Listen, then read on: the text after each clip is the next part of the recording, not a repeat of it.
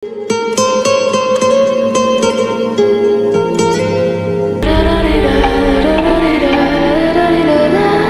my heart and hope to die. Welcome to my dark side.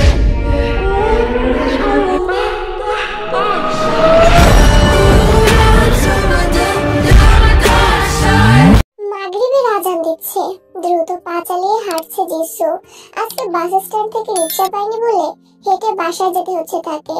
বাসা থেকে bus stand পর্যন্ত প্রায় 15 মিনিটের পথ, তবে রিক্সা করে গেলে কম সময় লাগে। এমনিতেই সন্ধ্যা হয়ে গেছে, তার উপর একা, না চাইতেও কিছু অনাকাঙ্ক্ষিত ভয় মনে উকি দিচ্ছে তার। দম আটকে আসছে যেন। হঠাৎ থমকে দাঁড়ালো যিশু। একটা গাড়ি থেমেছে ওর পাশেই। ভয়ে কলেজে শুকিয়ে এলো যিশুর। গাড়ির জানালার দিকে তাকালো একবার। গাড়িতে উঠে এসো যিশু, তোমাদের বাসায় যাচ্ছি আমি। স্বস্তির নিঃশ্বাস ছাড়লো যিশু। এটা সুগা ভাই। গাড়ির দরজা খুলে দিয়েছে সুগা। যিশু মুস্কি হেসে সুগার পাশের সিটে বসলো। গাড়ি চলতে শুরু করেছে আবার। হঠাৎ আপনি এলেন? তোমার দুলা ভাইয়ের হঠাৎ মনে হলো তোমাদেরকে নিয়ে যাওয়া দরকার। নিয়ে যাবেন মানে? কোথায়? ধুর, অর্ধেক কথা বললে বুঝবে কিভাবে? বিকেলেই হুট করে ভাইয়া বলল সন্ধ্যায় বাড়িতে একটা পার্টি আছে। ভাবিমার মন ভালো হবে যদি তোমাদেরকেও আনা যায়, তাই ভাইয়া আমাকে পাঠিয়েছে তোমাদের নিয়ে যাওয়ার জন্য। আন্টির সাথেও অলরেডি কথা বলে নিয়েছি। ভাবিমা? সুগা জোরে হেসে উঠলো। হ্যাঁ, আমার ভাইয়ের আদেশ, তার বউকে ভাবিমা বলে ডাকতে হবে। প্রচুর টক্সিক উনি, সাথে ওভার পজিটিভ। আচ্ছা বুঝলাম, কিন্তু মা কি বলেছে? পার্টিতে যাবে সবাই? হ্যাঁ, বললেন বলেই তো নিতে এলাম আমি। যিশু বেশ খুশি হলো, হাসি হাসি মুখে বলল আমি জাপুর সাথে থেকে যাব। বেশ, যেও। আচ্ছা। সন্ধ্যা নেমেছে খান বাড়িতে, আর আজকের পরিবেশ যেন একটু ভিন্ন। উৎসবের আমেজ চারদিকে, যদিও বাইরের অতিথি প্রায় নেই বললেই চলে। এসেছে কেবল যে হোক আর এর বাবার বাড়ির লোকজন। তাদের আসার কথা ছিল, হয়তো কিছুক্ষণের মধ্যে চলে আসবেন তারা। নিজেদের মধ্যে এক ঘরোয়া পার্টির আয়োজন করেছে জাঙ্কুক। হলরুমের এক কোণে নীরবে দাঁড়িয়ে আছে আয়ো। পরনে তার ছড়িয়ে পড়া সাদা গাউন, যেন রাতের নিঃশব্দতা ছুঁয়ে আসা কোনো শুভ্র মেঘ। খোলা চুলগুলো নরম ঢেউ খেলে পড়েছে কাঁধের ওপর। চোখে এক ধরনের নির্লিপ্ত ভাব, তবুও যেন অনেক না বলা কথা লুকিয়ে আছে দৃষ্টিতে। রাত পোহালেই চেনা শহর দেশ ছেড়ে অন্য দেশে পাড়ি দিতে হবে তাকে। আয়ুর কানাডা যাওয়ার সব ব্যবস্থা করে ফেলেছে জাঙ্কুক। এতে অবশ্য লিসা খাতুন খুশিই হয়েছেন, কারণ লাভ ক্ষতির হিসাবটা তিনি বেশ ভালোই বোঝেন। জাঙ্কুককে যে কখনোই আয়ুর সাথে জড়ানো যাবে না, এটা তিনি বুঝে গেছেন। জাঙ্কুক আর 5টা ছেলের মতো নয়, যেতে চলে গেলেও আয়ুকে বিয়ে করে নেবে। সে যখন একবার বলেছে আয়ু কেবল তার কাজের, সুতরাং এটাই শেষ কথা। তাই লিসা খাতুনও সবকিছু মেনে নিয়েছেন। কানাডা গিয়ে লেখাপড়া করলে আয়ুরই ভালো, ভালো চাকরি করতে পারবে, ভালো পরিবারে বিয়ে হবে। এর চেয়ে বেশি আর কি চাই? হেই বিউটি কুইন, কেমন আছো? আচমকা জিহুপের কণ্ঠে চমকে উঠল আয়ু। বিরক্তি লুকিয়ে কিছুটা অনিচ্ছায় উত্তর দিল, ভালো। আপনি? সুন্দরী নারী আশেপাশে থাকলে পুরুষ মানুষের মন মেজাজ সবই ভালো থাকে। ভ্রু কুঁচকে তাকালো আয়ু। সৌন্দর্যের প্রশংসায় সব নারী যে পুরোপুরি পটে যায় তা নয়, তবে সে একেবারে খুশিও হয়নি তেমনটা না। আধাখানা হাসি যেন ঠোঁট ছুঁয়ে গেল আয়ুর ঠোঁটের কোণে। ও তাই বুঝি ইঞ্জিনিয়ার সাহেব? জি হ্যাঁ বিউটি কুইন। বয়স তো কম হলো না মশাই, এখন ফ্লার্টিং বাদ দিয়ে বিয়েটা করে ফেলুন। বিয়ে করছে না তো কেউ? কেন? কারণ আমার এখনো বিয়ের বয়সই হয়নি। আয়ু হেসে ফেললো মৃদু স্বরে। জিহুপকে সত্যি একদম একঘেয়ে বলা যায় না। লোকটা জটিল হলেও মজার, বেশ ভালো মজা করেন আপনি। তুমিও কিন্তু খুব ভালো কুবুদ্ধি আঁটতে পারো। জিহুপের আকস্মিক মন্তব্যে থমকে গেল আয়ু। চোখে জলজলে রাগ, গলায় অপমানের তীব্রতা। How dare you! আপনি কিভাবে বুঝলেন আমি কোনো কুবুদ্ধি করছি? আরে কুল ডাউন বিউটি কুইন, তুমি জানো আমিও জানি আজ তুমি একটা শেষ চেষ্টা করছো, একটা মরণ কামড়। পেশায় ইঞ্জিনিয়ার হলেও মানুষের মনের দিকটাও বোঝার চেষ্টা করি আমি। আর একটা কথা বলি, তুমি যাই করো না কেন জাঙ্কুক তোমার হবে না, তাই চলে গেলেও না। একটু থেমে জিহুপ আবারও বলল, আমি জাঙ্কুককে চিনি, খুব ভালো চিনি। ও নিজেও জানে না সে তাকে কতটা গভীরভাবে ভালোবাসে, সুতরাং সাবধান। নিজের ক্ষতি করে বসো না। আজ তুমি যা করতে চাও তা যদি করো, কাল হয়তো কানাডায় নয় গ্রামের বাড়িতেও ঠাঁই পাবে না। জিহবের কথায় সত্যি একটু ঘাবড়ে গেল আয়ু। ওর কণ্ঠে যেমন ছিল হালকা ঠাট্টা, তেমন ছিল অদ্ভুত এক সতর্ক বার্তা। কথা শেষ করে জিহব মুচকি হেসে ধীরে ধীরে ভিতরে হারিয়ে গেল। আয়ু স্থির হয়ে দাঁড়িয়ে রইল, মনে মনে প্রশ্ন করলো নিজেকেই, যদি সত্যিই তেকে আঘাত করতে গিয়ে নিজের সর্বনাশ করে ফেলি, যদি সব পথ বন্ধ হয়ে যায় তার জন্য। আজ যেন জিহব তাকে তার অবস্থানটা চোখে আঙুল দিয়ে দেখিয়ে দিল। সে কি পারবে অজপাড়া গায়ে পড়ে থাকতে, একঘেয়ে শ্বাসরুদ্ধ করা জীবন? না, তা কখনোই নয়। তার চেয়ে বরং বিদেশের আরামদায়ক আধুনিক জীবন হাজার গুণে ভালো। একটা দীর্ঘ নিঃশ্বাস ফেলল সে, তারপর চারপাশে চোখ বুলিয়ে জাঙ্কুককে খুঁজতে লাগলো। কয়েক কদম সামনে এগোতেই ওর চোখে পড়লো জাঙ্কুক, আলো আধারের মাঝে একপাশে চুপচাপ দাঁড়িয়ে। আয়ুর চোখে ঝলঝল করে উঠলো। পার্টি শেষ হলে সে জাঙ্কুকের সাথে কথা বলবে, এই সিদ্ধান্ত নিয়ে নিজের মনটাকে শক্ত করলো সে। দরজার দিকে তাকিয়ে আছে তে, পরনে তার লাল টুকটুকে গাউন। জাঙ্কুক তার থেকে একটু দূরে দাঁড়িয়ে জিহবের সাথে কথা বলছে। তের মনটা তার বাবার বাড়ির লোকজনদের জন্য ছটফট করছে। জিমিন খাবার দাবার রেডি করে ট্রেতে করে নিয়ে আসছে এদিকে। জিমিন একা খাবার দাবার জুসের ব্যাপার সামলাতে পারবে না বলে জাঙ্কুককেও ডাকা হয়েছে আজ। তবে তে ভুলেও কারো দিকে একবারের পর দ্বিতীয়বার তাকায়নি আজ। লোকটা যথেষ্ট ভালো হয়ে গেছে, পড়াশোনা করতে দেবে বলেছে, বাবার বাড়ির লোকজনকে দেখার ব্যবস্থা করে দিচ্ছে, এটাই খুশিতে। হ্যাঁ, জাঙ্কুক একটু পাগলাটে স্বভাবের, তবে অতটাও মন্দ না। জাঙ্কুকের দিকে তাকিয়ে এসব ভাবছিল তে, কখন যে জাঙ্কুক ওর সামনে এসে দাঁড়ালো সেসব টেরই পায়নি সে। হাতে তুড়ি বাজিয়ে জাঙ্কুক বলল, কার কথা ভাবছো হামিংবার্ড? কে আছে তোমার ভাবনায়? তে জানে জাঙ্কুক যে কোনো মুহূর্তে রেগে যেতে পারে, এই লোককে শান্ত করতে হবে। মুচকি হাসলো তে, আপনি? আপনার কথাই ভাবছি। জাঙ্কুকের বুকটা ধক করে উঠলো, কলিজায় কেমন শান্তি শান্তি অনুভব হতে লাগলো। ঠোঁটের কোণে হাসি ফুটলো তার। তের গালে হাত রেখে হাসলো সে। কি ভাবছো আমাকে নিয়ে? সুন্দর লাগছে আপনাকে। জাঙ্কুক নিজের দিকে তাকালো একবার, তারপর তের দিকে। থ্যাংক ইউ জানেমান। তুমি জানো তোমাকে আজ আজ তো একটা লাল গোলাপের মতো লাগছে, রেড রোজ, আর আপনাকে ব্ল্যাক রোজ। এই ঠোঁটের কোণে হাসি। জাঙ্কুক নিজের দিকে তাকালো। তার ফর্সা শরীরের সাথে কালো রঙের পোশাকগুলো সবসময় দারুণ লাগে, আজও তার ব্যতিক্রম লাগছে না। আসলে black rose. Thank you again. এখানে দাঁড়িয়ে আছো কেন? দরজার দিকে তাকিয়ে বলল তে। দিসুরা এখনো এলো না, এসে পড়বে, চলো বসবে ততক্ষণে। জাঙ্কুকের পাশ ঘেঁষে দাঁড়িয়ে ওর এক কাঁধে হালকা হাত রাখলো, তারপর শান্ত ভঙ্গিতে ওকে নিয়ে ধীরে ধীরে হেঁটে গেল এক পাশে। দূর থেকে সব দেখছে আয়ু, তবে আজ তার চোখে রাগ নেই, ঘৃণাও না, শুধু একটা গভীর যন্ত্রণা জমে আছে দৃষ্টির গভীরে, হারানোর না পাওয়া এক অপূর্ণতা। কিছুক্ষণের মধ্যেই নামজিন ও জিসু খানবাড়িতে এসে পৌঁছালেন। তে তাদেরকে দেখে বসা থেকে উঠে এগিয়ে যেতে শুরু করলো। জাঙ্কুকও ধীরে ধীরে তের পিছু পিছু যাচ্ছিল। মেয়েটিকে দেখে কিছুক্ষণ চুপচাপ তাকিয়ে রইলেন জিন। লাল গাউনে সজ্জিত তে যেন এক পরী, হাসি মুখে ছুটে আসছে। কেমন আছো মা? বাবা কেমন আছেন? বাবা মাকে দেখে আনন্দেতে জড়িয়ে ধরলো। জিনের চোখে জল ছিল। ভালো আছি মা, তুই কেমন আছিস? ভালো আছি মা। নামজন তের মাথায় হাত বুলিয়ে দিলেন, মুচকি এসে বললেন, তুই ভালো থাকলেই আমরা ভালো থাকি। তে হালকা হাসলো। জাঙ্কুক এগিয়ে গেল যিশুর দিকে। কি খবর যিশু রানী? এই তো ভালো ভাইয়া, আপনি কেমন আছেন? তোমার আপুর সাথে থাকলে খারাপ থাকতে পারি আমি? যিশু হেসে উঠল। নামজন মুচকি হেসে বললেন, গুড ইভিনিং স্যার। জাঙ্কুক একটু অবাক হয়ে ভ্রু কুঁচকে বলল, মেয়ের শ্বশুর বাড়ি এসেছেন আজ, নিজের বসের বাড়ি নয়, চলুন বসেন। নামজন জাঙ্কুকের আচরণে একটু বিস্মিত হলেন। ছেলেটা কিছুটা বদলাচ্ছে ভাবলেন তিনি, এবং মুচকি হাসলেন। জিন চোখে চোখ রেখে তাকিয়েছিলেন জাঙ্কুকের দিকে। ছেলেটা সবার সাথে কথা বললেও তার সাথে কিছু বলছিল না। দীর্ঘ নিঃশ্বাস ছাড়লেন তিনি, সবকিছু সময়ের উপর ছেড়ে দিলেন। ঠিক আছে বাবা, কিম নামজন বললেন। জাঙ্কুকের দিকে তাকিয়ে বলল, ওনাদের নিয়ে বসাও, আর জিমিনকে বলো সবকিছু দেখতে যেন ঠিক থাকে। আচ্ছা। জাঙ্কুক অন্যদিকে চলে গেল। তে মুচকি হেসে বাবা মা ও বোনকে নিয়ে অন্যদিকে এগোলো। বাড়িতে ফিরেই সুগা জিমিনকে খুঁজতে ব্যস্ত হয়ে উঠেছে। রান্নাঘর, ডাইনিং রুম, কোথাও নেই মেয়েটা। গেল কোথায়? ভাবতে ভাবতে সিঁড়ি দিয়ে দোতলার দিকে এগোচ্ছিল সে। এর মধ্যে সামনে কারোর সাথে ধাক্কা লাগতেই থমথমে খেয়ে গেল বেচারা। সুগা ভাইয়া, আপনার নজর থাকে কোথায়?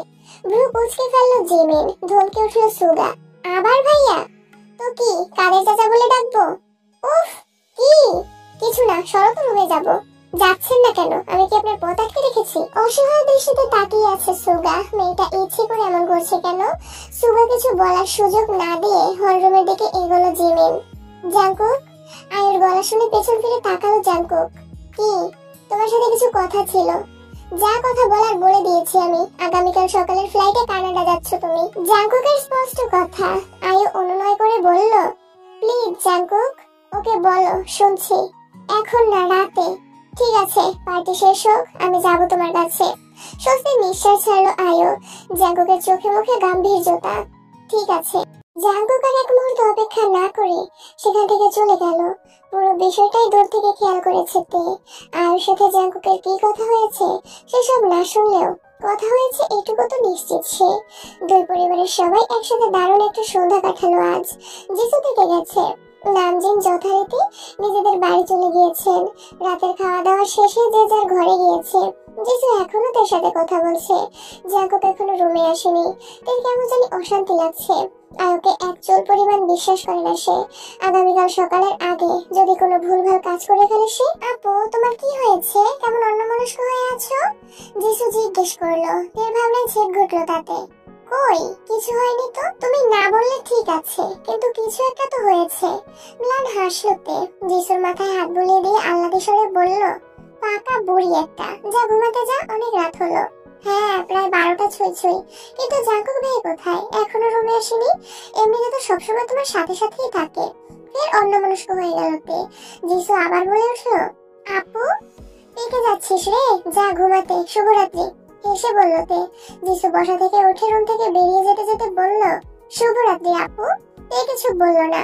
এর মধ্যে জিমিন এলো ঘরে। এত রাতে জিমিনকে দেখে ভাবুক হয়ে গেল তে। জাঙ্কুক, আমি জানি তুমি আমার উপর বিরক্ত, রেগে আছো, আর আমি যা যা করেছি তাতে এটা স্বাভাবিক। আয়ু অনুতপ্ত হয়ে বলল। জাঙ্কুক বিরক্ত হচ্ছে। এসব বলার জন্য কথা বলবে বলেছিলে?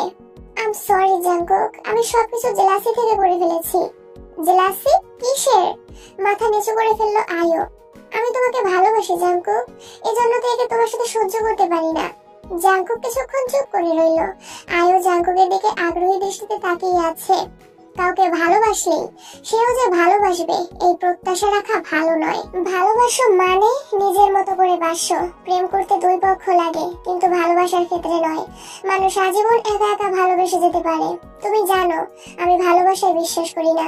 যা বললাম সবটা তেকে দেখে, ওর সাথে থেকে উপলব্ধি করেছি। আমি জানি না ভালোবাসা বিষয়টা আসলে কেমন, কিন্তু তার প্রতি যে ফিল করি সেটাকেই ভালোবাসা ভাবি। তোমার ভালোবাসাকে সম্মান করি আমি, কিন্তু এটা কখনো সম্ভব নয় আয়ু। জীবনে ভালোবাসার থেকে ভালো থাকা বেশি জরুরি আমার কাছে। তে আমাকে ভালোবাসে কিনা জানি না, কিন্তু আমি ওর সাথে থেকে ভালো আছি। তুমিও ভালো থাকার পথ বেছে নাও, লেখাপড়া করো, নিজের ক্যারিয়ার গুছিয়ে নাও। দীর্ঘ নিঃশ্বাস ছাড়লো আয়ু। ঠিক আছে, আমি যাবো কানাডা। গুড গার্ল, অনেক রাত হয়েছে, সবকিছু গুছিয়ে নাও, সকালে দেখা হবে।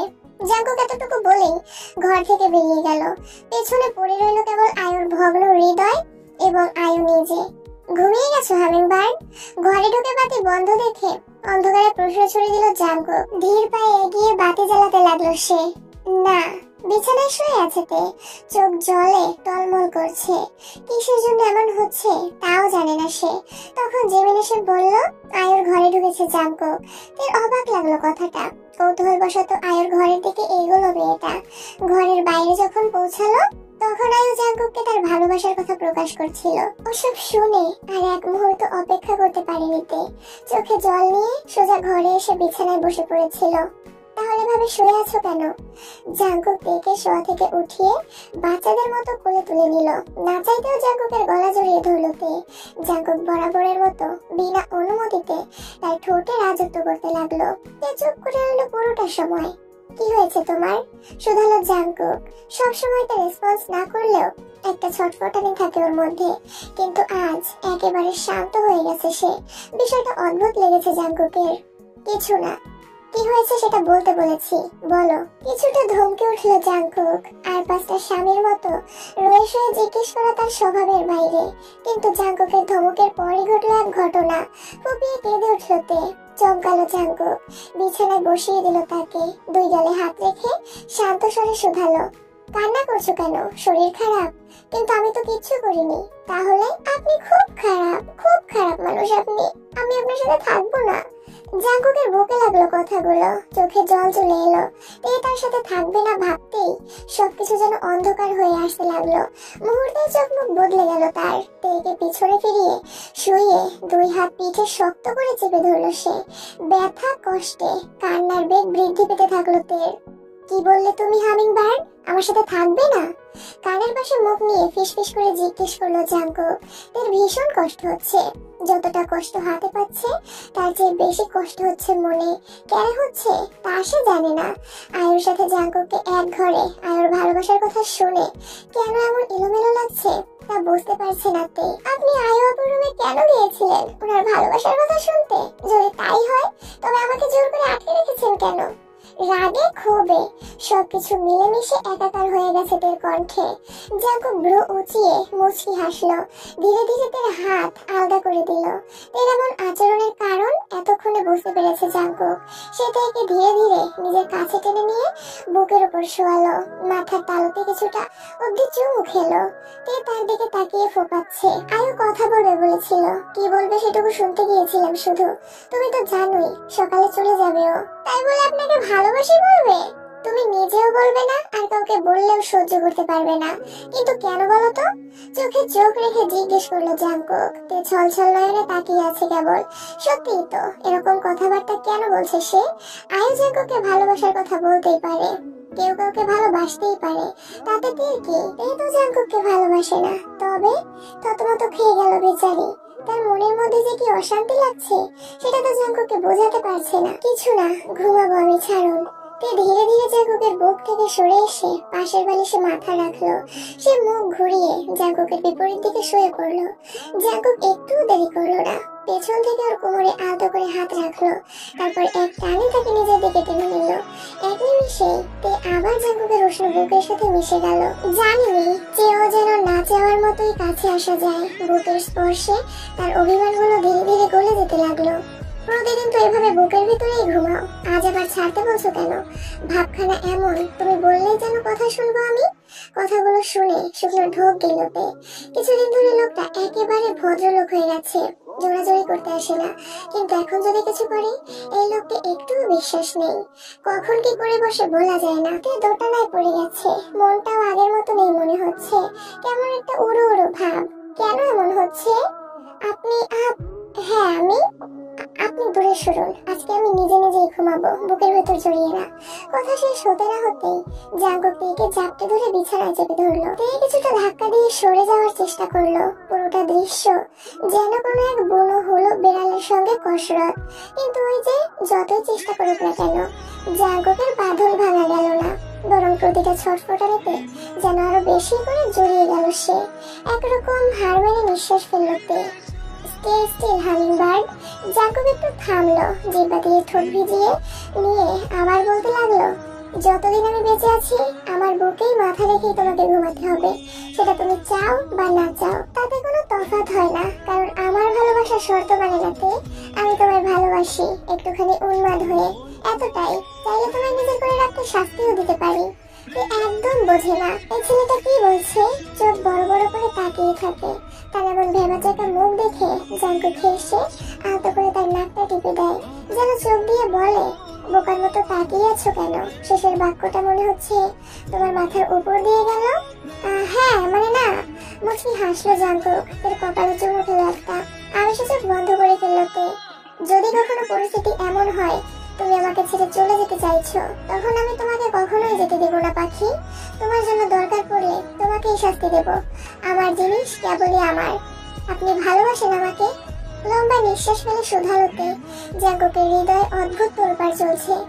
ভালোবাসা, সে কি ভালোবাসে তেকে? এই যে বুক ধুকপুক করা, তার সংস্পর্শে এলে নিজেকে পৃথিবীর সবচেয়ে সুখী মানুষ মনে হওয়া, ঠোঁটের কোণে হাসি ফুটে ওঠা, তার একটু অনুপস্থিতিতে হৃদয়ে যন্ত্রণা হওয়া, এসবই কি ভালোবাসা?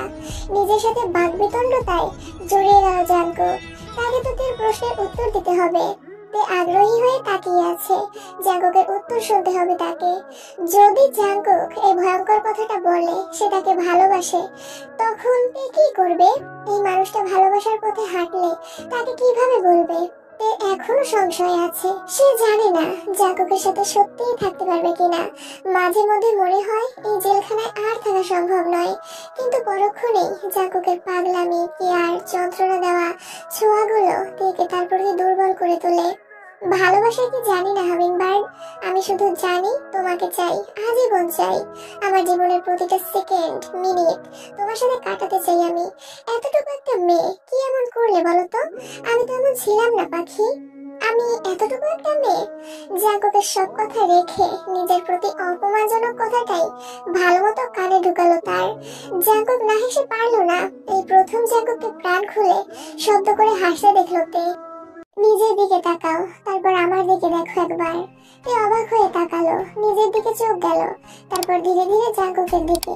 কিন্তু মা, জাঙ্কুক তো তার উপর এভাবে চেপে আছে যে সে তো ওকে ঠিক মতো দেখতেই পাচ্ছে না। একটা দীর্ঘ নিঃশ্বাস ফেলে মনে মনে ভাবলো, আর একটু লম্বা হলে, আর একটু মোটা হলে আজ এই অপমানের উপযুক্ত জবাব দিয়ে দিতাম। থাক এসব, ঘুমাতে হবে, সকালে এয়ারপোর্টে যেতে হবে আবার। সকাল সকাল ফ্লাইট আয়োর। আপনি যাবেন? যাবো না। তাই সরাসরি কিছু বলতে পারলো না, চুপ করে রইলো। জাঙ্কুক তাকে নিয়ে সোজা হয়ে শুয়ে বলল, জানোতে মাঝে মধ্যে ভাবি তুমি যদি আমাকে আমার মতো করে ভালোবাসতে, পরক্ষণেই মনে হয় তাহলে আমি খুশিতেই মরে যেতাম। এসব বলতে নেই। ও ভালো কথা, ডাক্তারের কাছে গিয়েছিলাম আজ, বললেন আমি মোটামুটি সুস্থ হয়ে গেছি, ঠিক মতো চললে পুরোপুরি সুস্থ হয়ে যাব। আমি কি সত্যি অসুস্থ? তে কি বলবে বুঝতে পারছে না। যদি বলে সে অসুস্থ এবং তারপর যদি জাঙ্কুক রেগে যায় তখন? আপনি ঠিক আছেন, এত ভাববেন না, ঘুমান। মৃদু হাসলো জাঙ্কুক, ঠোঁটে ঠোঁট ছুঁয়ে দিল। কয়েক মিনিট ওভাবেই চললো সব। তারপর ধোয়াতে আগলে ধরলো তেকে।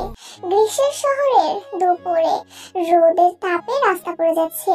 গাড়ির হর্ন, ক্লান্ত মানুষ আর দূরে শুয়ে থাকা রিক্সাওয়ালা, সবাই যেন এক অস্থির নীরবতায় তীব্র গরমে ডুবে আছে। আকাশ রুক্ষ আর শহর ঘাম ও ধুলোর মধ্যে বেঁচে থাকে। মেয়ের দেশ ছাড়ার পর থেকে লিসা খুব ভেঙে পড়েছেন। ছোট থেকে কখনো কাজ ছাড়া করেনি আয়ুকে, অথচ আজ এত দূরে গেল মেয়েটা, তাও একা। এসব ভেবে ভেবে ভদ্রমহিলার শরীরটাও একটু খারাপ হয়ে গেছে। ঠিক মতো খাওয়া দাওয়া করেন না। সুগা অবশ্য মায়ের সাথে কথা বলে, তার মন ভালো করার চেষ্টা করে, তবে একজনের শূন্যতা কখনো আরেকজনকে দিয়ে পূর্ণ হয় না। একজন মায়ের কাছে তার প্রতিটি সন্তান আলাদা আলাদা জায়গায় অবস্থান করে।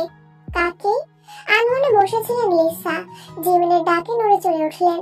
দুপুরের সময় এখন, সবাই খেয়ে নিলেও তিনি কিচ্ছু খাননি, সেজন্য বেডরুমেই খাবার নিয়ে এসেছে জিমিন। কি হয়েছে? জিমিন খাবার হাতে ঘরে প্রবেশ করলো। খাটের একপাশে দাঁড়িয়ে খাবারগুলো একে একে বিছানার উপর রাখতে লাগলো সে। খেয়ে নিন, আপনি এভাবে না খেয়ে অসুস্থ হয়ে পড়লে সুগা ভাই, আয়ু আপু সবাই কষ্ট পাবেন। এত দরদ দেখাতে হবে না, নিজের কাজে যাও তুমি। অন্য সময় হলে জিমিন কিছু একটা বলতো নিশ্চিত, কিন্তু এখন বলার পরিস্থিতি নেই। লিসা যেমনই হোক, এখন তাদের মন খারাপ, আর মন খারাপের সময় কারোর সাথে এমন ভাবে কথা বলা উচিত না যাতে করে সে আরো কষ্ট পায়। খাবার রেখে গেলাম। জিমিন ধীর পায়ে ঘর থেকে বেরিয়ে গেল। লিসা খাতুন দরজার দিকে তাকিয়ে রইলেন। সুগার সাথে কথা বলতে হবে। দিন দিন এই কাজের মেয়েটার সাথে ঘনিষ্ঠতা বাড়ছে তার। এসব ভাবতে ভাবতে খাবার খেতে শুরু করলেন তিনি। সন্ধ্যাবেলা কাই চৌধুরীর বাড়ির ড্রয়িং রুমে দুটি সোফায় বসে আছেন দুই ভাই, মুনবিন চৌধুরী ও কাই চৌধুরী। রুমের জানালা দিয়ে শীতল সন্ধ্যার আলো প্রবাহিত হচ্ছে, আর বাইরে কিছুটা অন্ধকার পড়তে শুরু করেছে। ঘরের কোণে একটি টেবিল, সেখানে কিছু বই রাখা, আর রান্নাঘর থেকে চায়ের হালকা গন্ধ ভেসে আসছে। কোনোভাবে যদি একবার মেয়েটা বাড়ির বাইরে বের হতো, তবেই খেলা জমে যেত ভাই। মুনবিন চৌধুরী কিছুটা আক্ষেপ নিয়েই বললেন কথাটা। তাই চৌধুরী ভাইয়ের কাঁধে হাত রাখলেন। শান্ত হও, কতক্ষণ বাড়ির বাইরে না বেরিয়ে পারবে? এক সময় জাঙ্কুকের স্ত্রীকে বাড়ির বাইরে বের হতেই হবে, আর সেই সুযোগটাকে কাজে লাগাবো আমরা। লোকজন গুম করে দেওয়া আমাদের বাঁ হাতের খেল। আর একবার বিবি গায়েব হয়ে গেলে মিয়া সাহেব এমনি শেষ হয়ে যাবে। বড় ভাইয়ের কথায় বেশ আনন্দিত হলেন মনবিন। এর মধ্যে জানিয়ে সেখানে উপস্থিত হলেন আইরিন চৌধুরী, তাই চৌধুরীর স্ত্রী তিনি। দুই ভাইয়ের অনেক প্ল্যান প্রোগ্রাম হলো, এখন চা খেয়ে নাও, সাথে পকোড়া। ভাবির কথায় মুচকি হাসলো মনবিন, তাই বললেন ঠিক আছে, ভেতরে যাও এখন। আইরিন কেবল মাথা নেড়ে রান্নাঘরের দিকে পা বাড়ালেন। এই বাড়িতে মেয়েদের কোনো কদর নেই, তারা যেন সবসময় পর্দার আড়ালে অনিশ্চিত এক জীবনে বন্দী। রান্না বান্না করা, সন্তানদের যত্ন নেওয়া, এটাই তাদের একমাত্র দায়িত্ব। আর সেই কাজগুলো করতে করতে জীবন চলে যায়। স্বামীর কাছে কোনো রকম সম্মান বা ভালোবাসা তাদের ভাগ্যে নেই, যেন তারা শুধুই দাসী, যাদের কাজ শুধু আদেশ পালন করা আর কিছুই নয়। অফিস থেকে ফিরেই জিমিনকে খুঁজছে সুগা। প্রথমে রান্নাঘর, তারপরে আশেপাশে উকিঝুঁকি দিয়েও যখন পেল না, তখন জিমিনের ঘরের দিকে এগুলো। ধীর পায়ে এগিয়ে গেল তার রুমে। দরজা খোলাই ছিল, কিন্তু রুমেও দেখা যাচ্ছে না মেয়েটাকে। আশেপাশে তাকাতে তাকাতে ওয়াশরুমের দরজা খোলার শব্দ শুনতে পেল সুগা। ঘরে এসে সুগাকে দেখে বেশ অবাক হলো জিমিন। আপনি? হ্যাঁ, এদিকে এসো। কেন? সুগা নিজে এগিয়ে গেল জিমিনের দিকে। জিমিন শুধু ফ্যালফ্যাল দৃষ্টিতে তাকিয়ে আছে সুগার দিকে। ছেলেটা পকেট থেকে একটা বেলি ফুলের গাজা বের করে জিমিনের হাতে ধরিয়ে দিল। দাঁড়াও। সুগা জিমিনের আধ খোলা চুলগুলো পুরোপুরি খুলে খোপা করতে শুরু করেছে। দেখে বিস্ময় কথা বলতেও যেন ভুলে গেছে জিমিন। খোপা করার শেষে চুলে গাজরাটা ভালো করে পেঁচিয়ে নিল সুগা। এবার ঠিক আছে। এসব কি ছিল? সেদিন না বললে খোপায় বেলি ফুলের গাজা দেওয়ার খুব ইচ্ছে তোমার? তো ইচ্ছে পূরণ করলাম। হ্যাঁ বলেছিলাম, কিন্তু এটাও বলেছিলাম নিজের প্রিয় মানুষের হাতে খোপায় বেলি ফুলের গাজা পড়তে চাই। জিমিনকে অবাক করে দিয়ে হাঁটু গেড়ে বসলো সুগা। তার চোখে মুখে দৃঢ়তা। জিমিন পূর্ণ দৃষ্টিতে তাকিয়ে রইল। তার চোখে কিছুটা অবিশ্বাসও ছিল। পরনে সাদা শার্ট, কালো স্যুট আর ফর্মাল প্যান্ট, একেবারে পরিপাটি সজ্জিত। ঠোঁটের কোণে একটা প্রশস্ত হাসির রেখা। কোটের পকেট থেকে একটা গোলাপি রঙের গোলাপ ফুল বের করে সামনে বাড়িয়ে দিল সুগা। গোলাপি রঙের গোলাপ পছন্দ জিমিনের। মেয়েটার সবকিছু যেন এখানেই থমকে গেছে। বিশ্বাস করতে পারছে না কি হচ্ছে বা হতে চলেছে। মিস মোচি জিমিনা, উইল ইউ ম্যারি মি? আপনি কি আমাকে বিয়ে করবেন? নিঃশ্বাস যেন আটকে এসেছে জিমিনের। চোখ ছলছল করছে। সুগা হেসে তাকিয়ে আছে ওর দিকে। জিমিন কি বলবে বুঝতে পারছে না। যা হচ্ছে তা অবিশ্বাস্য লাগছে ওর কাছে। সমস্যা নেই, বসেই আছি আমি, আপনি সময় নিন। মোচি জিমিনা বলে কথা। জিমিনের ঠোঁট কাঁপছে, গলা শুকিয়ে আসছে। কি করবে বুঝতে না পেরে সুগার মুখোমুখি বসে পড়লো সে। হু হু করে কেঁদে উঠলো। ভরকালো সুগা কোনো কিছু না ভেবে বুকে জড়িয়ে ধরলো জিমিনকে। এই জিমিনা, আমি কি তোমাকে ভুল কিছু বললাম? বিশ্বাস করো, তোমাকে কষ্ট দেওয়ার মতো কিছু করতে চাইনি আমি। নিজের সাথে বোঝাপড়া করে তবে এই সিদ্ধান্তে উপনীত হয়েছি আমি। তুমি না চাইলে কোনো সমস্যা নেই, আমরা আগের মতোই থাকবো। প্লিজ কান্না করো না, তোমাকে এভাবে দেখতে একটু ভালো লাগছে না আমার। জিমিন সুগাকে ছাড়িয়ে বসা থেকে উঠে দাঁড়িয়ে ওড়না দিয়ে চোখ মুখ মুছলো। সুগা কিছু বুঝতে পারছে না, এখনো ওভাবেই বসে আছে। আবার প্রপোজ করুন সুগা ভাই, মুচকি হেসে বলল জিমিন। সুগা জোরে হেসে উঠলো। Will you marry me my queen? Jimin সুগার হাত থেকে গোলাপটা নিল। বসা থেকে উঠে দাঁড়ালো সুগা। জিমিনকে জড়িয়ে ধরতে গেলে দূরে সরে গিয়ে বলল জিমিন, বিয়ে করব বলেছি, জড়াজড়ি করব বলিনি। উপস, ভুল হয়ে গেছে আমার, ক্ষমা করে দিন মহারানী। ভুল তো করেছিনি, তো শাস্তি দিতে চাচ্ছ? না মানে আপাতত না, পরে ইচ্ছে হলে বলবো। ওকে, আপাতত চলো, খিদে পেয়েছে খুব। দেয়াল ঘড়ির দিকে তাকালো জিমিন। রাত 10টা বাজলো বলে। হ্যাঁ হ্যাঁ চলুন, ডিনারের সময় হয়ে গেছে, ভাইয়া ভাবিও খেতে চলে আসবে। চলো। দুজনে একসাথে ঘর থেকে বেরিয়ে ডাইনিং রুমের দিকে এগোতে লাগলো। বিষয়টা দূর থেকে খেয়াল করেছে তে। হঠাৎ ওদের একসাথে ঘর থেকে বের হতে দেখেই কিছু একটা ভেবে মুচকি হাসলো মেয়েটা। শরীর কেমন এখন? আয়নার সামনে দাঁড়িয়ে আছে জাঙ্কুক। স্কিন কেয়ার নিয়ে খুব সচেতন সে। রাতেও তার স্কিন কেয়ার বাদ যায় না। তে চেয়ারে বসে আছে চুপচাপ। ভালো। ভার্সিটি কবে যাবে? নড়ে চড়ে উঠলো তে। আপনি যেদিন সময় পাবেন। বেশ, কাল চলো তাহলে, সব ফর্মালিটিস কমপ্লিট করে আসবো। ভীষণ খুশি লাগছে তের। সে কখনো ভাবেনি এ বাড়িতে থেকে তার লেখাপড়া হবে। যদিও লেখাপড়া অপছন্দ ছিল তের, কিন্তু সেদিন সোহায়নের বলা কথাগুলো শোনার পর থেকে তে এটা অনুভব করেছে লেখাপড়া আসলেই দরকার। আচ্ছা, গায়ের টি শার্টটি খুলে বিছানায় ছুঁড়ে ফেললো জাঙ্কুক। লাল চোখে তাকিয়ে আছে সেদিকে। আচ্ছা হামিংবার্ড, এমনিতে তো খুব বক বক করো তুমি, কিন্তু আমার সাথে এত কম কথা বলো কেন? চমকালোতে এই লোক কিভাবে জানলো সে বক বক করে? কারণ এ বাড়িতে আসার পর থেকে জাঙ্কুকের সাথে কিংবা বাড়ির কারোর সাথে তেমন কথা বলেনি সে। কই? ক্রুর হাসলো জাঙ্কুক, এগিয়ে গেল তের দিকে। আচমকা তের হাত দুটো চেয়ারের পিছনে চেপে ধরে অন্য হাতে থুতনিতে শক্ত করে হাত রাখলো সে। কিছুটা ভয় পেলেও কোনো প্রতিক্রিয়া দেখালো না তে। এই 2 মাসে জাঙ্কুকের পাগলামির সাথে পরিচিত হয়ে গেছে সে। বলবো? হ্যাঁ। জাঙ্কুকের কানের নদীতে চুমু খেলো কয়েকটা, তারপর বসালো মৃদু কামড়। মুচড়ে উঠলো তের শরীর। জাঙ্কুকের উষ্ণ নিঃশ্বাসের শব্দে কিছু একটা হচ্ছে তার। তেকে হুট করে কোলে তুলে নিল সে, তারপর বিছানায় নিয়ে বসালো। মুখোমুখি বসলো দুজন।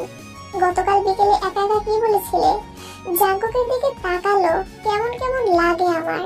কেন লাগে? আটপাগল লোকটাকে বিয়ে করে আমিও মনে হয় পাগল হয়ে যাচ্ছি। মনে পড়ে হামিংবার্ড? জাঙ্কুকের কথা বিষম খেলতে জাঙ্কুক মুচকি হেসে পাশের টি টেবিলের উপরে রাখা পানির গ্লাসটা এগিয়ে দিল তার দিকে। তে পানি পান করে কিছুটা শান্ত হলো বটে, তবে জাঙ্কুক কিভাবে তার গতিবিধি জানলো সেটাই ভাবার বিষয় এখন। আপনি কি করে জানলেন? ওইদিকে তাকাও। রুমের এক কোণায় তাকালোতে। এটা তো সিসিটিভি ক্যামেরা, তার মানে ঘরে বসে যা বলে যা করে সবকিছুই দেখতে পায় জাঙ্কুক। ইস কি লজ্জা! আপনি এটা ঠিক করেননি জাঙ্কুক। আমি এমনিতেই বেঠিক মানুষ পাখি। এখন বলো, আমার দিকে তাকালে কেমন লাগে? কেমন লাগবে আবার? অস্বস্তি লাগে। আপনি যেভাবে রাগ করেন ভয় লাগে, এটাই। জাঙ্কুক তার গালে 2 হাত রাখলো, কপালে কপাল ঠেকালো, ফিসফিস করে বলল, আর কিছু? মোহাচ্ছন্ন হয়ে গেছে যেন। জাঙ্কুকের এই মোহনীয় কথা তাকে ভীষণ টানে। হামিংবার্ড, জি, I think I love you. এর হৃদস্পন্দন যেন এক লাফে অনেকটা বেড়ে গেল। শরীরটা হঠাৎ করে হালকা লাগতে শুরু করলো, যেন কোনো অদৃশ্য ভেলায় চড়ে সে মহাশূন্যে ভাসছে। সময়টা থেমে গেছে। শব্দহীন এক শূন্যতায় কেবল ওদের দুজনের নিঃশ্বাস শোনা যাচ্ছে। মনে হচ্ছে গোটা পৃথিবীটা গলে গিয়ে ছোট হয়ে গেছে। তাতে শুধু জাঙ্কুক আর তে, আর কিছুই নেই। Do you? আমি জানি না, জানতে পারলে বলবে? একটা কিস করবে পাখি? জাঙ্কুক না বললেও তে খুব করে যাচ্ছিল একবার জাঙ্কুকের কপালে ঠোঁট ছুঁয়ে দিবে সে, কিন্তু নিজে থেকে পারছিল না। এখন কাজটা সহজ হলো। তে আর সময় নিল না, আবেশে জাঙ্কুকের কপালে ঠোঁট ছোঁয়ালো। তেকে বুকে জড়িয়ে ধরে বসে রইল জাঙ্কুক। এভাবে জড়িয়ে থাকলে মনে হয় পৃথিবীর সবকিছু থমকে গেছে, কেবল তের হৃদস্পন্দন চলছে।